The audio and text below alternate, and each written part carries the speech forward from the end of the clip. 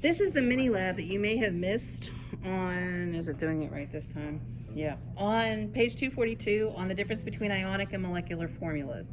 So what we have on a piece of paper on aluminum foil is a sugar cube, some table salt, and paraffin. And these are the formulas for each one of those. So what you need to do is you need to look at your paper, and for the hypothesis, you need to decide which is going to melt first, which is going to melt second, and which one's going to melt thirdly. If you don't think that some of them are going to melt, then you need to write that down as well. So you might want to pause the video at this point and put your predictions down.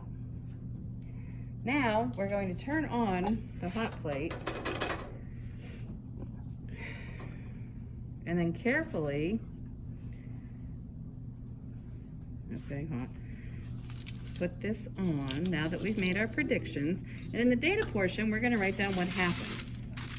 If you remember, the bonds between the molecules in sugar and paraffin are not quite as strong as those in an ionic compound like table salt. So you could probably decide what's going to happen. If you notice, the paraffin is already starting to melt a little bit. And crank it up a little bit. And then what's going to happen with the sugar is going to melt, and you're going to see a little bit of moisture around the bottom, and then it's going to burn, and it's going to smell bad. And all these people that are laughing at me a few minutes ago are going to get to experience that. And notice the salt's not doing anything. If you actually Google the melting point of salt, it's 4,000 degrees Fahrenheit, which is basically what an acetylene torch does, and we don't have that because this is public school. See, look at see the paraffin? I shouldn't be touching that. Don't do this at home. Okay, now look, see if I pick up the salt a little bit, it's starting to, like, see that white stuff? That's the salt, or the sugar actually melting, and now it's going to start to burn. See, there's the burning. And the salt, nothing. Salt's still doing nothing.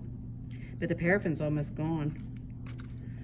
And the salt, still nothing. Here comes the burning from, see the burning? You can see the burning this side. There it is. I'm gonna let it burn for a long time. Okay, so that's it. That's the data. You need to write down the data and then answer the questions under the analysis. And that's everything for the Minilab.